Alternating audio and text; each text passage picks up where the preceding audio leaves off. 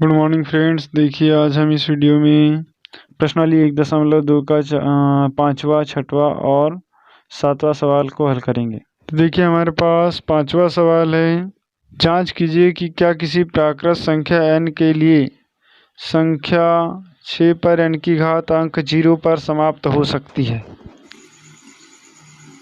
कोई भी संख्या यदि 0 पर समाप्त होती है, इसका मतलब है कि उसमें 10 का भाग जाना चाहिए। मतलब 10 का भाग जाता है तो हम क्या लिख सकते हैं कि किसी भी संख्या में इकाई का अंक 0 होने पर उसमें 10 का भाग जाता है। मतलब यदि 10 का भाग जाता है तो वह जो संख्या है वो 0 पर समाप्त होगी। क्योंकि फ्रेंड्स यदि 10 का हम यदि अभाज्य गुणनखंड तोड़े तो 10 का अभाज्य गुणनखंड होता है 5 गुणित 2। इसका मतलब ये हुआ कि कोई भी संख्या यदि 0 पर समाप्त होगी तो उसमें 10 का भाग जाएगा, और 10 का भाग जाएगा मतलब उसका जो अभाज्य गुणनखंड यदि हम तोड़ेंगे तो उसके अभाज्य गुणनखंड में 5 और 2 होना चाहिए। अब यहाँ पर हमारे पास जो दिया हुआ है, क्या दिया हुआ है कि दिया है 6 पर n की घात। जो हमारे पास संख्या दी हुई है 6 पर n की घात संख्या दी हुई है, तो इसको हम तोड़ लेते हैं अभाज्य गुणनखंड। तो 2 गुणित 3 पूरे पर n की घात, और ये हो जाएगा हमारा 2 पर n की घात गुणित 3 पर n की घात। अब आप यहाँ पर देख सकते हैं कि हमारा जो अभाज्य 0 इकाई का अंक 0 होगा या संख्या 0 पर समाप्त होगी, तो उसमें अभाज्य गुणनखंड क्या क्या होना चाहिए, 2 और 5 होना चाहिए। जबकि यहाँ पर अभाज्य गुणनखंड क्या है, 2 और 3 है। तो अतः चूँकि इसमें अभाज्य गुणनखंड जो अभाज्य गुणनखंड है इसमें इसके अभाज्य गुणनखंड में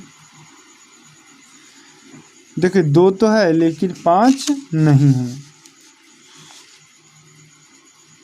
5 नहीं है। अतः जो है अंकगणित की आधारभूत प्रमेय का अंकगणित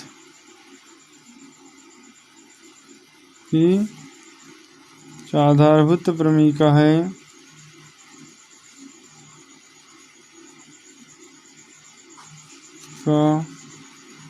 से अंकगणित के आधारभूत प्रमेय का क्या कहती है कि किसी भी संख्या का हम अभाज्य गुणनखंड यदि तोड़े तो उसका जो अद्वितीय क्रम होता है, अभाज्य गुणनखंड का जो अद्वितीय क्रम होता है, तो यहाँ पर देखिए अद्वितीय क्रम में इसका अभाज्य गुणनखंड यदि हम तोड़ते हैं तो 5 नहीं आता है। अतः यह प्रमेयिका से क्या हो जाएगा, 6 पर n की घात 0 पर समाप्त नहीं हो सकती। ठीक है, क्योंकि किसी भी संख्या को 0 पर समाप्त होने के लिए क्या होना चाहिए, 0 पर समाप्त होने के लिए उसमें 10 का भाग जाना चाहिए। मतलब उसके अभाज्य गुणनखंड में 5 और 2 आना चाहिए। जबकि इसका हम अभाज्य गुणनखंड तोड़ते हैं तो यहाँ पर 2 और 3 अभाज्य गुणनखंड आता है, जबकि 5 नहीं है। इसीलिए इसकी जो समाप्त होगी ये संख्या तो 0 पर समाप्त नहीं हो सकती। आंसर। नेक्स्ट सवाल है क्वेश्चन नंबर 6। तो क्वेश्चन नंबर 6 देखिए क्या लिखा है, व्याख्या कीजिए कि संख्या 7 गुणित 11 गुणित 13 धन 13 और 7 गुणित 6 गुणित 5 गुणित 4 गुणित 3 गुणित 2 गुणित 1 धन 5 भाज्य संख्याएं क्यों है। देखिए क्वेश्चन नंबर 6 में 2 संख्याएं दी हुई है और हमको पूछा है कि क्या ये भाज्य संख्याएं हैं। तो सबसे पहली संख्या हमारे पास दिया हुआ है पहली संख्या क्या दिया हुआ है हमारे पास कि 7 गुणित 11 गुणित 13 धन 13। देखिए इसका हम हल निकाल लेते हैं। तो हल क्या करेंगे, देखिए यहाँ पर भी 13 है, यहाँ पर भी 13 है, दोनों में से 13 कॉमन निकाल लेंगे तो हमारे पास क्या बचेगा, 7 गुणित 11 धन 1, 7 गुणित 11 धन 1। ठीक है, यहाँ से ये 13 गुणित, कोष्टक में 7 11 77 धन 1। अब इसका हम तोड़ लेंगे गुना, तो 13 गुणित ये हो जाएगा 77 और 1 78। अब जब इसका हम आगे और गुणा तोड़ लेते हैं तो 13 गुणित 78 को हम क्या तोड़ सकते हैं, 13 गुणित 13 छक 78 6। और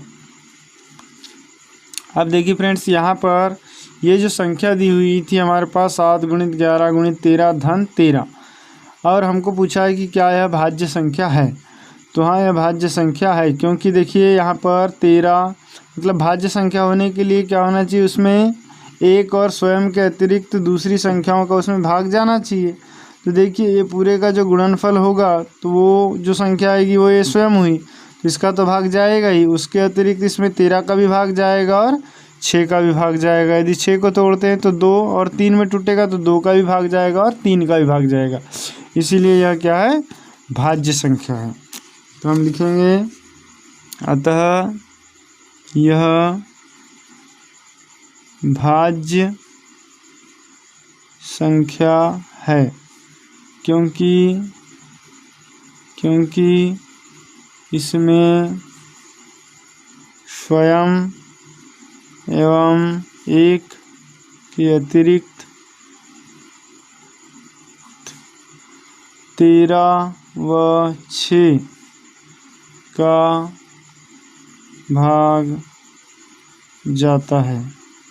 ठीक है, इसी प्रकार नेक्स्ट संख्या हमारे पास दी हुई है, इसी में दूसरी संख्या देखिए, दूसरी संख्या दी हुई है 7 गुणित 6 गुणित 5 गुणित 4 गुणित 3 गुणित 2 गुणित 1 धन 5।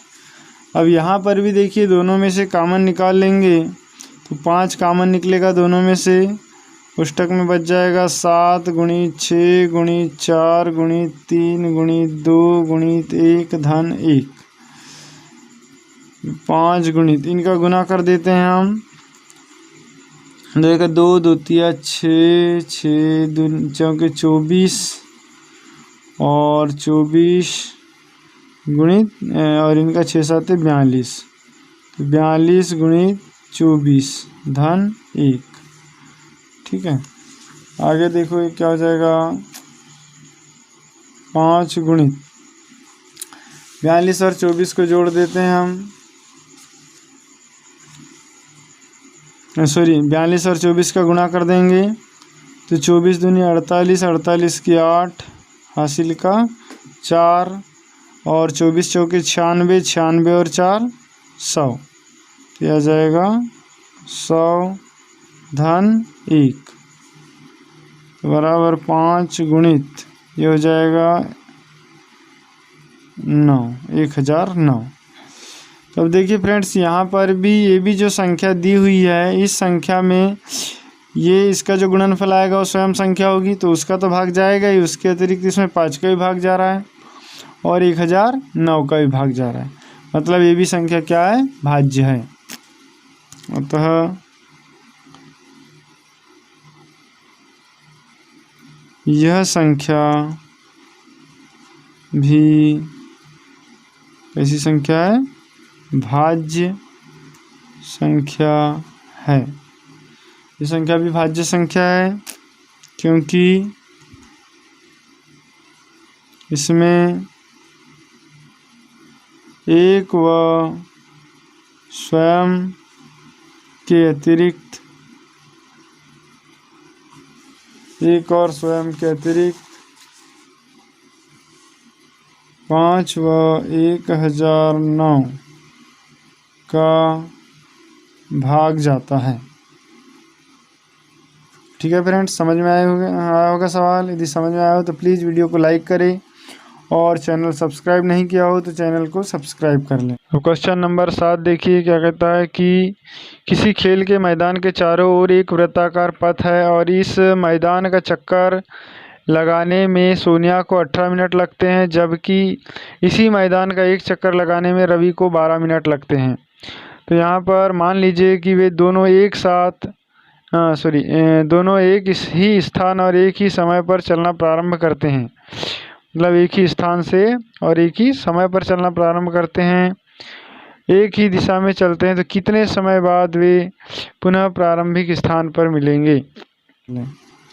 अब देखिए क्वेश्चन नंबर 7 है। इसमें क्या दिया है कि सोनिया मैदान का पूरा एक चक्कर 18 मिनट में लगाती है और जबकि रवि इसके एक चक्कर 12 मिनट का लगाता है। तो दोनों एक साथ कब मिलेंगे। तो फ्रेंड्स ये दोनों एक साथ तब मिलते हैं जब इनका जो एलसीएम आएगा, जो एलसीएम होगा उतने मिनट बाद ये एक साथ मिलेंगे। तो हम क्या दिया वो लिख लेते हैं, चूँकि हमारे पास दिया है, क्या दिया हुआ है कि सोनिया मैदान का एक चक्कर 18 मिनट में तथा रवि 12 मिनट में लगाता है। अब हमको पूछा है कि दोनों ये एक साथ कब मिलेंगे प्रारंभिक बिंदु पे। तो चूंकि ये दोनों प्रारंभिक बिंदु पर 12 व 18 के एलसीएम 12 और 18 के एलसीएम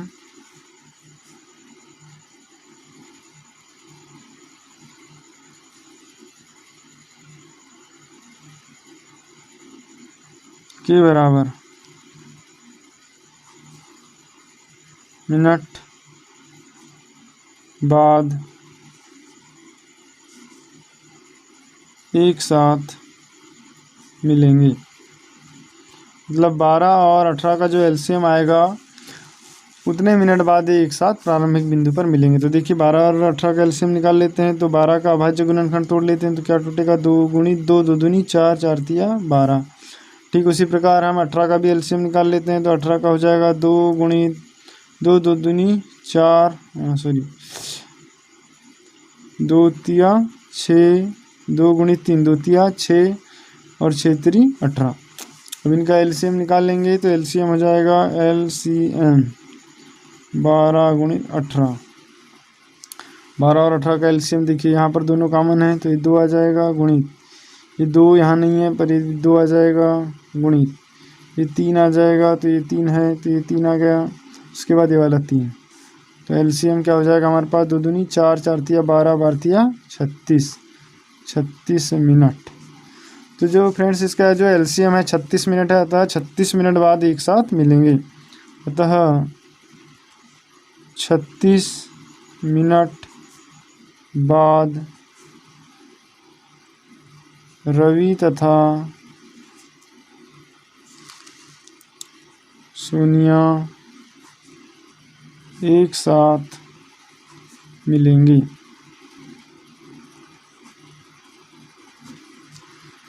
फ्रेंड्स ये प्रश्नावली समाप्त होती है। ये सवाल आपको समझ में आए होंगे तो प्लीज़ वीडियो को लाइक कर लें और अगली प्रश्नावली की लिंक हम डिस्क्रिप्शन में दे दी गई है, वहाँ से आप प्रश्नावली 1.3 लिख सकते हैं।